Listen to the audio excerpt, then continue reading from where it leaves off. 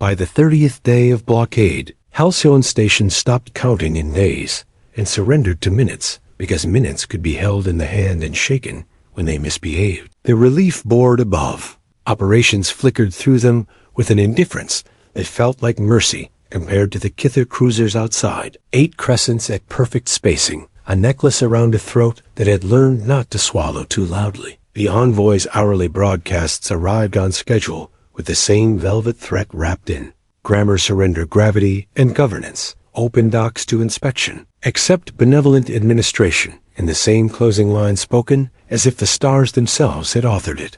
Your warship will not arrive. The refugees in the conversion girders called the voice the lullaby, not because it soothed, but because it learned to live next to sleep. Rhea Solace, acting commander by endurance rather than desire, kept the speakers low and the oxygen high and the rumors very slightly alive. On paper, Halcyon could not break a blockade. It could starve less creatively than most and sell its dignity slower. On paper, the fuel projected to a forgiveness date, the med stocks folded into a pie chart, and the mathematical comfort of acceptable losses squared itself like a table set for a bad dinner. Rhea had stopped reading the paper. She read vents and schedules, the way a ring's flex would complain under tug traffic, the way the maintenance chief's jokes lost adjectives when stress tightened the bolts in her lungs, the way a child staring out a view slot would pick a star and try to bully hope into it. That child, Len, stowaway promoted to morale consultant by the end of week 1, had asked yesterday if stars took sides. Stars are indifferent,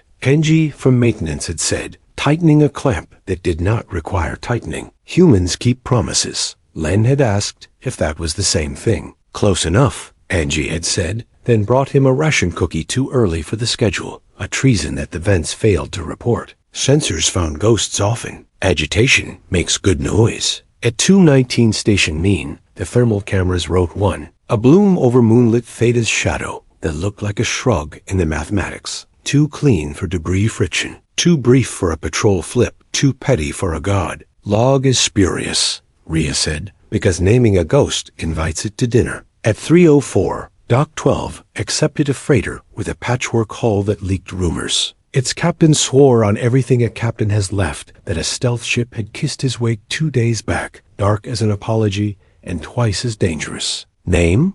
Rhea asked, and watched his eyes decide between myth and breath. Vesper, he said quietly, like he was worried about waking something that preferred sleeping cold. No transponder. But when she burned, the blue said home. Between 3:50 and 4:10, Halcyon rehearsed evacuation lies and rescue truths. A triage team turned inventiveness into therapy. The kitchens invented inventiveness out of textured plant protein and courage. And Combs downloaded another legal advisory on humane surrender and filed it under This Is Not a Planet. Rhea stood a minute in Bay 5, where the old shuttle's skin had been patched so many times it had become a quilt, and traced with a gloved finger the names the hull kept. Pilots who had taught that ship how to forgive errors and punish arrogance. We will go when we are told, she told the ship, which is to say herself, and only then. At 4:11, physics made a promise. The dark limb of Theta coughed light in 3 narrow plumes that refused to flare. The contact painted on tactical as wrong mass too large for the heat, signature too inconsistent for commerce,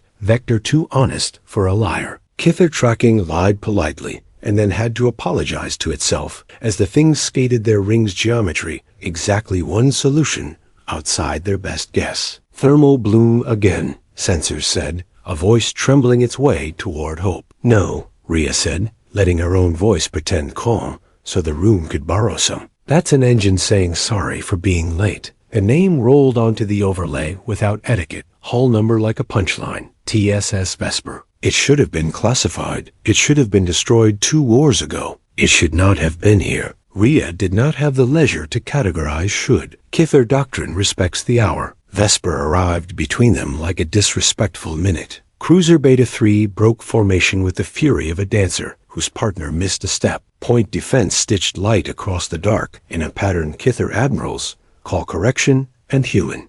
Tacticians save under hubris presents as geometry. Vesper answered in a language Halcyon had not heard in a generation. She did not flare. She erased. She took the space where tracking solutions had planned to be and made it wrong. Mass light mismatch. Sensors whispered, awed and afraid. Phantom manifold doing something unkind to thermal paint. In another room, OODs who had studied rumors under blankets scribbled unpublishable marginalia about heat sinks and radiant edge geometries. On the operations floor, Rhea invested in the discipline of not grinning. Tight beam, Com said, breath hitching. Bandwidth like a needle. The line the station's original architects had installed for romance and treason vibrated in Rhea's palm. Halcyon, the voice said, steady as a metronome. Vesper, apologies. Physics delayed us.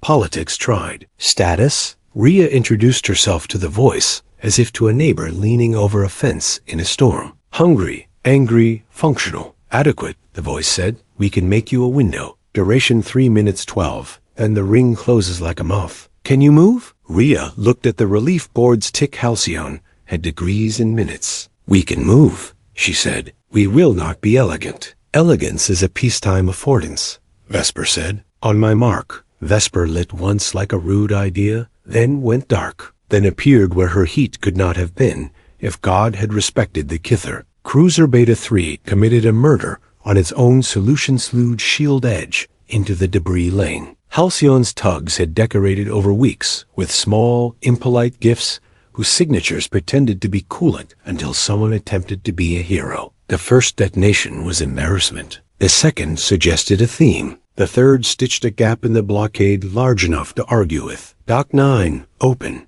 Rhea said. Medical, launch the barge. Tugs, every spine you have. Freighters with fuel, sprint. Under her words, the station moved away. Rehearsal makes possible. Valves obeyed. Rails held hands. Children played a game called How Long Can We Hold Our Breath? And Angie ran with a coil of line like she intended to lasso a cruiser. The Kither envoy missed his hourly and tried to compensate with dignity. His cruisers folded in like a curtain after a bad act. Vesper misbehaved at exactly the frequency that makes tracking officers throw their heads back and reconsider career choices. Human phantom tactics, someone said on an unsecured Kither net in a tone that thought it was contempt and was learning awe. Rhea's board bled ships through the bite. First the medical barge, ugly and necessary. Then the oxygen tankers, sleek with purpose. Then the quilted shuttle that had learned forgiveness. A tug called Bright Sparrow dragged a freighter called Austerity, allegedly with a joke only dockhands laugh at under fire. Vesper sent a single burst command, curse, blessing, no one could tell which. And a spinous debris raft chose that moment to become art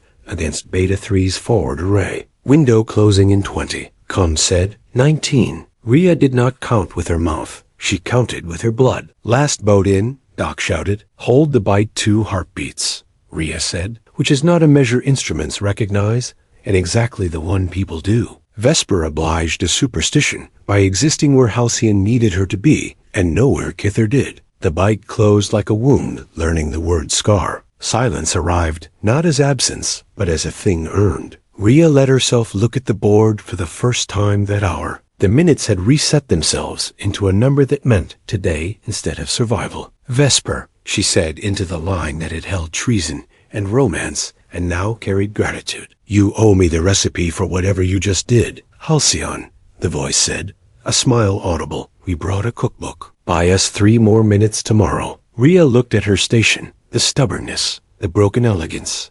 The children learning how to measure breath, and said the only thing anyone should ever say to a ghost that keeps time. Copy. Vesper slipped back into Theta's cold, like a thought a doctrine forgot to finish, leaving Halcyon with 3 miracles and a headache, a hole in a perfect ring, a convoy through an impossible window, and numbers that wanted to be a religion. Commander Rhea Salas stood over the ops table and let the first rush of survival drain enough to make discipline possible, then replayed the bite frame by frame until the team could taste its timing. Sensors parsed the wake with reverence, engineering with appetite. The Kither envoy missed his hour and returned 2 minutes late with a tone that confessed he had never practiced improvisation, promising protective stewardship, as if the word protect had not learned other meanings under sieges. Rhea muted the broadcast and looked at the faces she trusted to argue her into clarity. We have proof of concept, she said, voice flat on purpose. Now we neigh. The tight beam arrived on the line. Halcyon had learned to forgive for being old. A needle-thin whisper laced through a cable the station's architects might have intended for poetry. Halcyon Vesper, the voice said, calm enough to lend the room a steady pulse. Sending the phantom doctrine field notes, not gospel. Use what insults physics most. We can set a second window tomorrow, but their tracking will adapt. We'll need decoys, noise discipline, and the courage not to shoot when proud. Rhea nodded. It comes. Packets unfolded across the ops, displays like disciplined fireworks. Heat management regimes that made radiators behave like misers. Urn geometries designed to look like bad math from certain angles. Hull coatings tuned to prey on Kither assumptions about how light feels when it leaves metal. Angie from maintenance, who hated magic on principle and loved difficult truth, whistled once. It's mean, she said with approval. I like mean. The plan grew like muscle around bone. Combs would leak the skeleton of a fake convoy briefing on bands. The Kither monitored out of habit.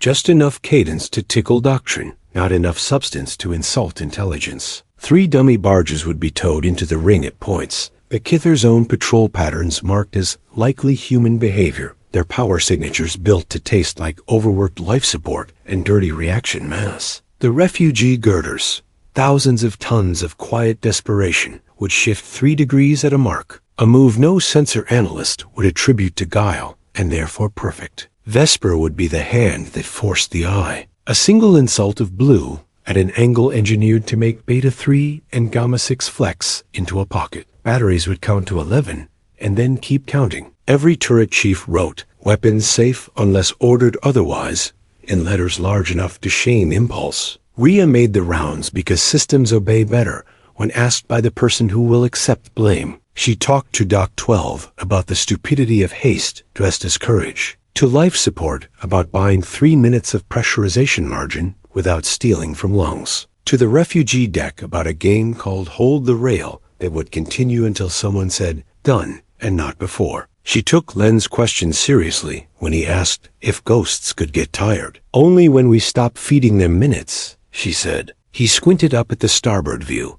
and chose a big indifferent star to hate. Then we won't, he said, which is how children sign contracts the universe begrudgingly respects. The Kither, annoyed at their own delay, returned to schedule with doubled patrol sweeps and a new phrase, orderly inspection, that convinced no one. TAC watched their arcs tighten and said what doctrine was thinking. They're tuning to our debris lane. Next time costs blood. Rhea nodded. Blood had been costed since day 2. Then we spend lies first, she said, and felt the room settle into the quiet before rehearsal. Phantom Doctrine, version 1, printed in Halcyon's ink. The fake briefing went out at 1812 comes cadence. A command voice tired but careful. All the little tripping points doctrine expects when humans try to deceive well. A supply list that added to an odd number. A call sign that had not been used since the last war. A route choice that made sense to people who wanted it to. The dummy barges crept to their stations. Power plants tuned to the particular whine of ships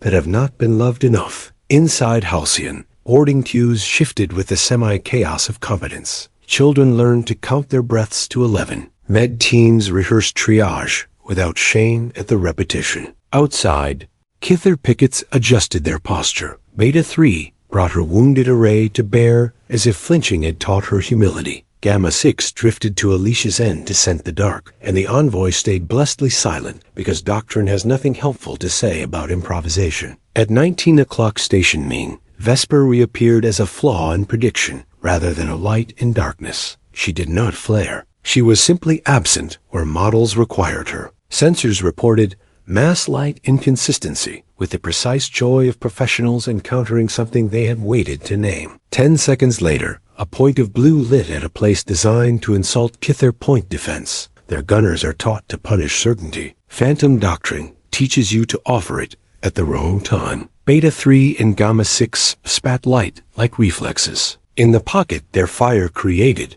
Angie's tugs shoved barge Cobalt, currently masquerading as Pensioner's Mercy sideways, at a velocity that made its restraints ask for new contracts. Batteries to count, Rhea said, and the gun crews. who have waited their whole careers to be told to be loud, obeyed by staying quiet. Vesper's 3 engines whispered once more, this time along a vector that made Kither targeting code write a bug report. The dummy barges sang the wrong song in harmony. Halcyon exhaled a line of ships in the proper order dignity demands. Oxygen first, then food, then people whose work could not be done from inside a siege. A freighter named Austerity allegedly transmitted on open band, "If I wedge, I volunteer to be infrastructure," and Doc 12 said, "Dry as vacuum." Denied. Kither Combs wobbled. A junior officer on Gamma 6, perhaps knew enough to have sand in his boots, forgot to mute and said, "They are not where we put them," which is a thing Doctrine does not enjoy hearing. Beta 3 attempted an angle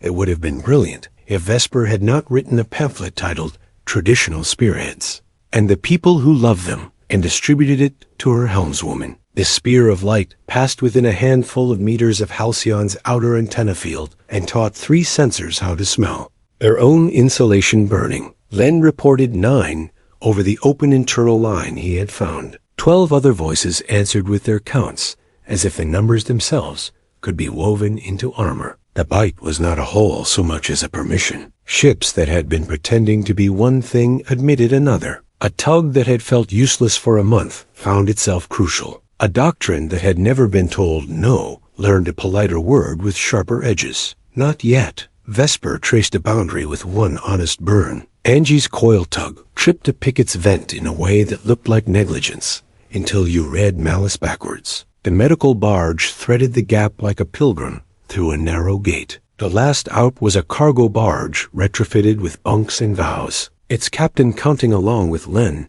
and crying quietly. At 11, window closing, Cum said, voice thinning as if threaded through needles. 20 seconds. Rhea did not count aloud. She watched Vesper choose to be seen at the exact moment the ring believed it had solved her. 3 engines drawing a line across 6 firing solutions that disagreed with each other so violently they turned to noise. The bite knitted itself into blockade again. Silence returned the way it does when effort has the decency to leave. Tight beam, tomorrow. Window 2 minutes. They're learning. So will we. Teach your tugs a new lie. We'll bring a new truth. Rhea looked at the board, the minutes now arranged in a shape that might be called hope if you were irresponsible, and said, "Copy. We're writing faster than we thought." Angie, rolling her shoulders like a person who has spent courage and would like more, added, "And bring bolts," which is doctrine in one language and prayer in another. By the second window, both sides had learned, which is when wars start telling the truth. Kither patrols no longer coasted on Doctrine's muscle memory.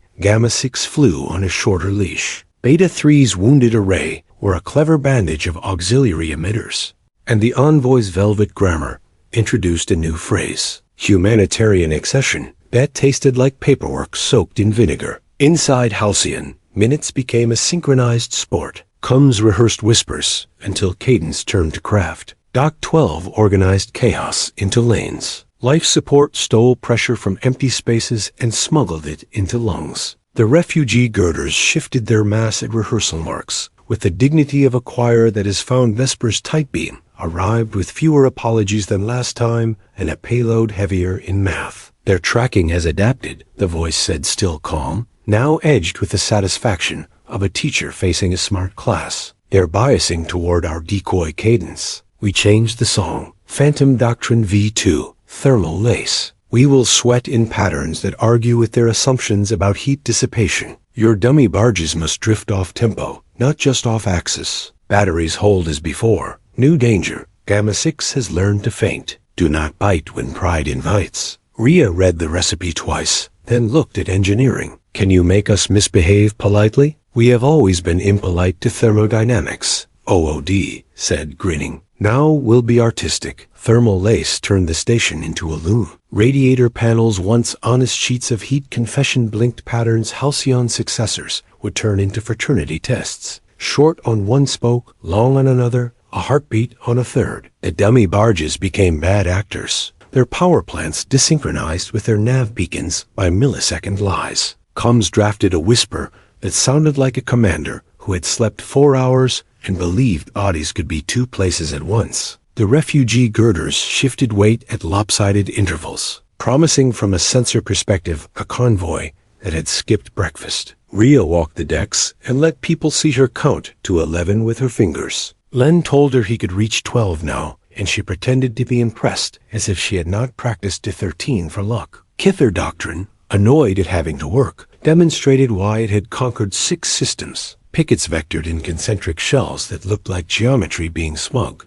Beta 3 presented an engine edge as bait. Gamma 6 executed a shallow dive toward the debris lane with the careless grace of a predator, not quite bored, and the Envoy flooded local bands with coordination advisories that pretended to be public safety. Rhea muted the theater and watched the math. Pride is a sensor, she reminded herself, and ours must be saved. At 1902 Station Mean, Vesper emerged as a lace of negatives rather than a streak of blue. Sensors called it radiator misdirection. The stealth ship sweated heat along edges at intervals too pretty to be accidental, and too inconsistent to be useful to Doctrine. Kither tracking suites, hungry for cadence, ate the wrong melody and swiveled toward the dummy barges with the offended energy of professionals being mocked. Batteries to count, Rhea said, and the gun crews became statues. 11, 12, 13. The first decoy burned just enough to make a lie feel earned. Beta 3's point defense stitched a blistering net across vacuum. In the pocket that net created, Vesper exhaled a real burn perfectly aligned with Halcyon's misbehavior. And Angie's tugs shoved Barge Cobalt's sister-old account into a slot that had not existed until Doctrine opened its mouth to correct someone and forgot to close it. Doc 12 handed oxygen out as if it were a prize. Life support cheered in reduced oxygen. The medical barge threaded through again, this time trailing a filament of drones that carried blood and antibiotics like smugglers. Deliver grace. Gamma 6 fainted. A sharp roll and a fake opening as pretty as a trap. Tax breath hitched. Pride wiggled its fingers like a lousy magician. Rhea kept batteries safe and heard, distantly, the sound of 3 gun captains unclenching their fists on triggers. Vesper declined the invitation with the manners of a queen at the wrong party and lit, where a Kither lieutenant had written unlikely on his internal report. They're angry, Con said, because sometimes you can hear Doctrine pant. Good, Rhea said. Angry Doctrine is sloppy. Sloppy did not mean safe. A Kither spear scraped Halcyon's outer truss and taught steel how to scream. 3 sensor masts went blind at once. For a terrifying heartbeat, the board strobed amber across essential systems, then settled as redundancies did the work they were bought for. Len counted out loud over the open internal line again. 7, 8, 9, and a dozen adult voices followed because children conduct better than clocks. The last freighter through this time was a brick with an honest name, Labor. Its captain declared, for the record, I am too heavy and too stubborn. And Angie answered, for the record, we have the same religion. Vesper drew the boundary with a single, odd-sounding burn, as if to say, we are done here. And Doctrine, insulted, overshot the exit, like a rider kicking a horse that had already decided the race. The window snapped closed with a sound sensors would later describe as nothing, and the Envoy returned to his hour 3 minutes late with a statement about regrettable incidents that made a maintenance apprentice throw a wrench gently at a speaker and then apologize because tools are friends. Halcyon floated in the after silence and took stock. Oxygen up, calories up, medicine enough for triage that isn't merely sorting the doomed from the possible. Losses. 3 masts. 1 tug scraped to honest metal. A bolt sheared off a door. Len liked to stand behind when he pretended to be tall. Gains. A doctrine learning fear. A playbook learning revisions, a station learning it can write. Type beam, Vesper again, now with fatigue around the vowels. Window tomorrow, 90 seconds, the voice said. They are adapting faster. We have 1 more trick, and then we require politics. Prepare your mouthpieces. Rhea looked at the Envoy's velvet grammar, fossilizing on the screen, and felt something like a grin sharpen into strategy. We have a few mouths, she said, and a city to feed with them. 90 seconds is not a window, it is a dare. Vesper's type beam arrived with a new weight in the vowels, and no pretense that cleverness would continue to beat mass forever. They're converging on our lace, the voice said. Gamma 6 is running predictive models with live fire. We have one more maneuver before this stops being a problem for physics and becomes one for politics. We will open a 90-second corridor. After that, we need a microphone and an audience. Rhea Solis looked at the ops floor, the faces that had counted to 11 until numbers lost their edges, and said, "Copy. We'll treat seconds like minutes and words like..." Phantom Doctrine V3 was less an algorithm and more a confession. Vesper would burn ugly shallow, brutish maneuvers that risked being seen in order to make the Kither believe pride had forced an error. Halcyon would throw a single transport through, not because one barge meant victory, but because one barge packed with the right mouths could change the battle's grammar. Combs drafted a message that had teeth but didn't gnash them. A public address to the ring, to the occupied worlds listening for precedent, to the Kitha crews listening for permission to be tired. Rhea selected the cargo, a legal attach with a gift for speaking quietly, a medic whose triage reports had gone viral off-station, two civic leaders who had learned to talk to cameras without thinking they were mirrors. Len asked if children were allowed to be part of politics. Every time, Rhea said. He nodded solemnly and returned to practicing 12. Kither Doctrine, sensing a last trick, tightened into elegance. Pickets nested like parentheses. Beta 3 rotated into a stance that made a spear of her radiators. Gamma 6 fainted twice in 20 seconds just to brag, and the envoy reappeared with a tone that mistook exhaustion for authority. "Unlawful transmissions will be treated as war acts," he said. Rhea muted him and considered whether laws should be allowed to grow in vacuums without sun. At 1901, Vesper chose to be honest about being a target. She lit like a knife, not a ghost, a blue that wrote rude graffiti across Kither targeting suites. Sensors reported 6 locks within a heartbeat, then 3 as Doctrine argued with itself. Vesper snapped into a vector that begged to be punished. Halcyon did not blink. 90, Combs breathed. "Go," Rhea said. The transport was called Parley because either fate has a sense of humor or dockmasters do. She launched heavy with people who could rearrange a room and a transmitter that could cut through etiquette. Vesper dragged Beta 3's gaze aside like a stagehand yanking curtains. Gamma 6 tried a new trick, spoofing a decoy signal onto Parley's wake, and Tactical calmly fed the spoof back into the debris lane, where it scandalized 2 minds into nobility and cleared a path a little wider than hope. 60, Combs said, which sounds like a knife when you spread it across a room. Parley crossed the bite, with 10 seconds spent on gratitude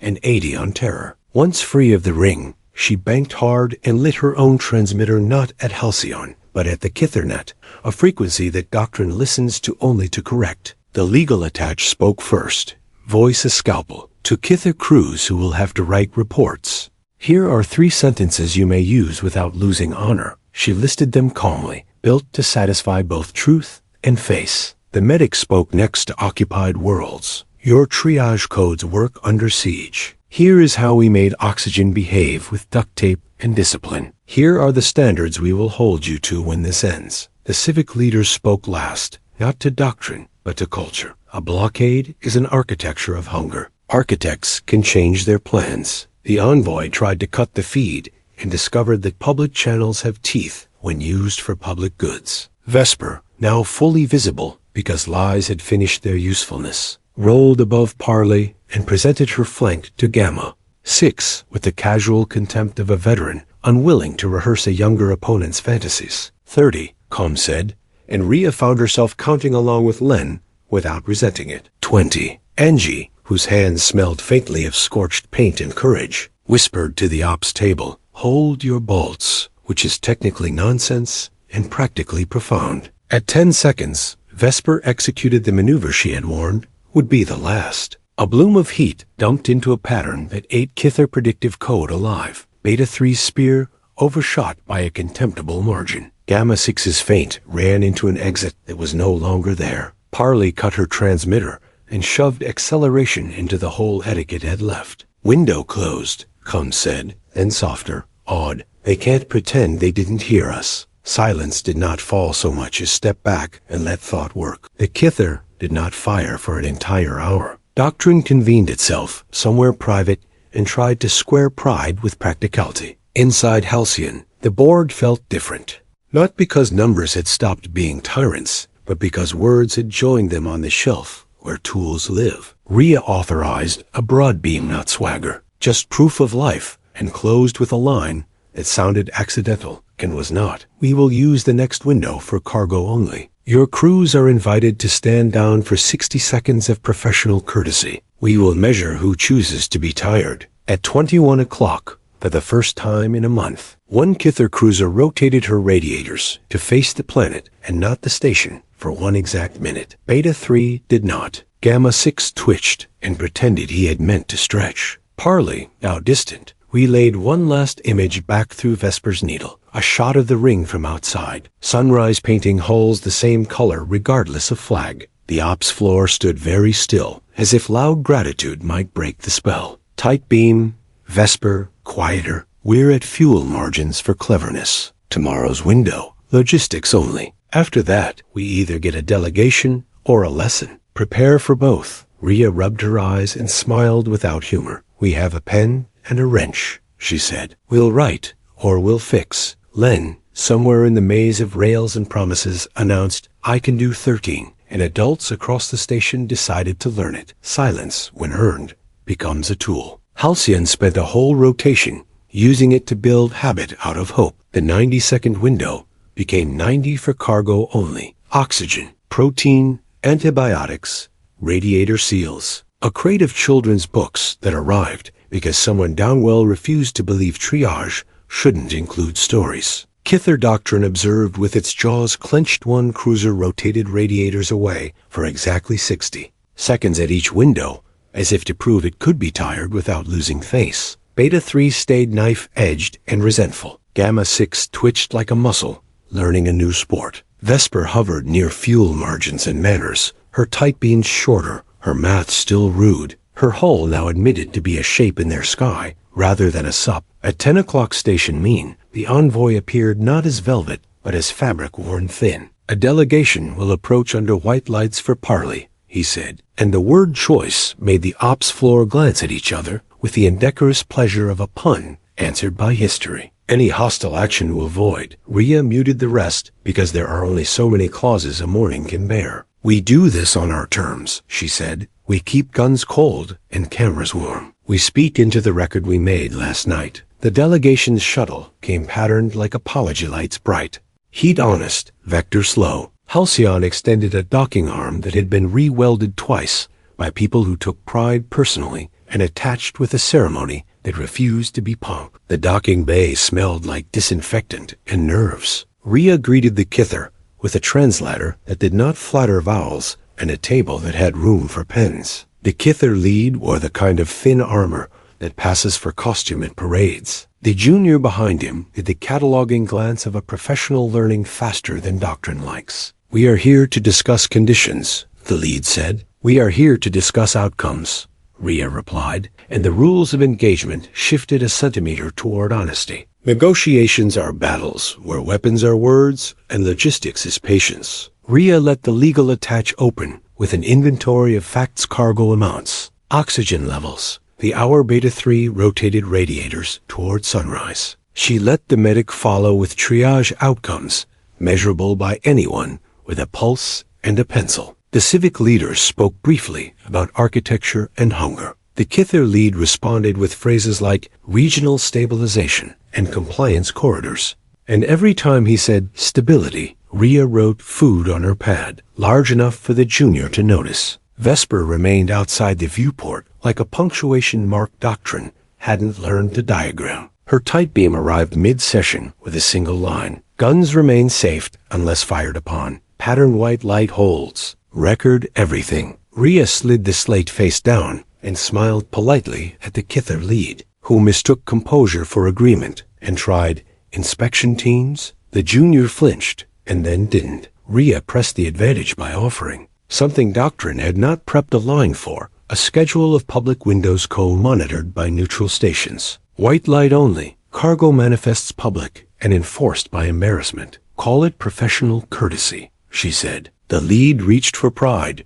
and found it slippery. The junior cleared his throat and very carefully asked, what would we get in return? A siege that ends before history names it, the legal attach said, gentle and lethal. Outside, at 13 o'clock, the ring rotated 1 degree out of formation, an adjustment nobody ordered and everyone felt. Beta 3 did not change posture. Gamma 6 drifted nearer sunrise, pretending orbit mechanics demanded it. Vesper did nothing dramatic and terrified everyone anyway. Inside, the negotiation found the necessary theater. The Kither lead demanded inspection authority. Rhea offered transparent logistics. He asked for a guarantee that no warship would use a window. At that, Rhea gestured toward the viewport with the boredom of someone who has learned new definitions. That is a ship keeping its promise, she said. We don't call that war. The junior watched her as if watching might become a profession. We could propose a 30-day maintenance posture, he said carefully to his superior.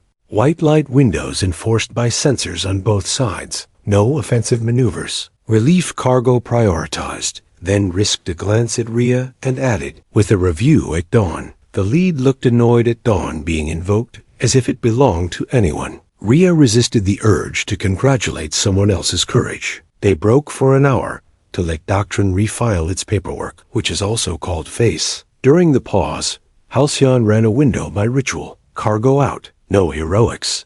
Oxygen in. The children's books shelved by someone who had never seen a shelf used for joy. A single Kither cruiser Delta II, unnoticed, until now turned her running lights a fraction warmer for exactly 60 seconds. Combs marked it in the log, because manners deserve minutes. When they reconvened, the Kither lead announced, with the ceremonial reluctance of a man finding compromise where he keeps his trophies, that the Dominion would accept a 30-day maintenance posture pending higher approval, that white light windows would be respected, that any warship breaching would end the experiment, and that a joint statement would be issued using the phrase mutual de-escalation so that headlines could eat without choking. Rhea nodded once and said, we'll sign where our people can read it. Tight beam, final of the day. Vesper, fuel at dignity margin. We can hold posture, cloak warm, guns cold. If they fire, we write chapter 2. If they don't, we go home and pretend politics worked. Rhea stood at the viewport long after the delegates left, watching a ring decide whether it preferred obedience to doctrine or relief to pride. Len appeared at her elbow without permission, which is a rank children hold. Is it over? He asked. Nothing ends, Rhea said, but sometimes things stop being stupid. He considered this and nodded. Professional. I can do 14, he reported. She smiled at the ring and thought that might be enough. Dawn on Halcyon is a courtesy light rolled across the planet below and painted the blockade the same color regardless of flag. The 30-day maintenance posture was not yet ratified by whoever Doctrine reports to. But day one began with white lights and a silence that tasted like professionalism. Vesper held station just outside in politeness. Cloak warm, guns asleep, fuel at dignity margin. Her tight beam came at 5 o'clock with only coordinates and a line that would become a proverb. Windows can be treaties if both sides are tired. Rhea Solace ran fingers along the ops rail until the habit of worry smoothed. Doc 12's boards, once a list of rationed panic, showed cargo in without editorial. Life support plotted pressures like poets' plot lines when they decide tea at 9 o'clock. The Kither envoy delivered the first joint statement with the suspicion of a man who expects his own words to bite him later. It read like a press release and felt like stealing back a breath. White light windows at noon and midnight. Relief cargo. Prioritized. No offensive maneuvers. Mutual de-escalation posture under review. The junior from yesterday stood half a step behind. Eyes forward, career newly perilous. Reassigned with the pen the council had saved for weddings. Because sometimes you decide a document will be beautiful, even if the ink fights you. Windows make habits, and habits make peace plausible. At noon, cargo came and went without adjectives. Parley returned with an empty transmitter and a full manifest. Delta II rotated her radiators toward sunrise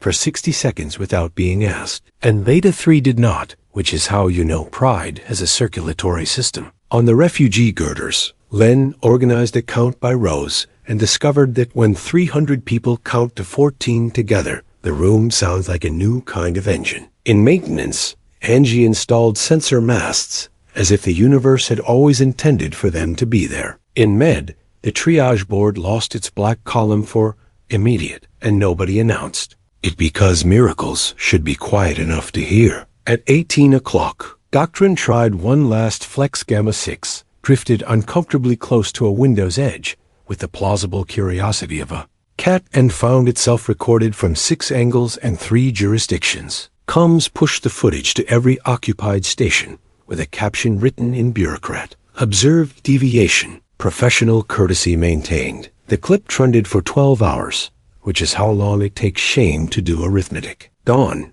the next day, carried a message Doctrine didn't draft. Beta 3 rotated her radiators to the planet for exactly 60 seconds, and then, as if discovering a new muscle, did it again 3 hours later for 20. No one on Halcyon clapped out loud. Operations let itself breathe in a rhythm that resembled trust. Vesper's tight beam came as a farewell that refused trauma. We are at fuel end. Our ghosting becomes a shadow if we stay. Doctrine has a choice. You have your minutes back. If they turn the lights red, we will run the cookbook again with less poetry. If they keep them white, we will go home and pretend politics worked until it does. Rhea asked. Ops for the line to be recorded, and spoke like a person who has counted to more numbers than war imagines. Vesper, Halcyon, we held breath. You made windows. The board is back to days. We will spend them like civilized people. If the ring forgets, we remember your recipes and our bolts. Safe burn. The reply was one word thinner than Doctrine likes. Copy. The ghost left like a lesson learned, no flair, no parade, a small subtraction from the dark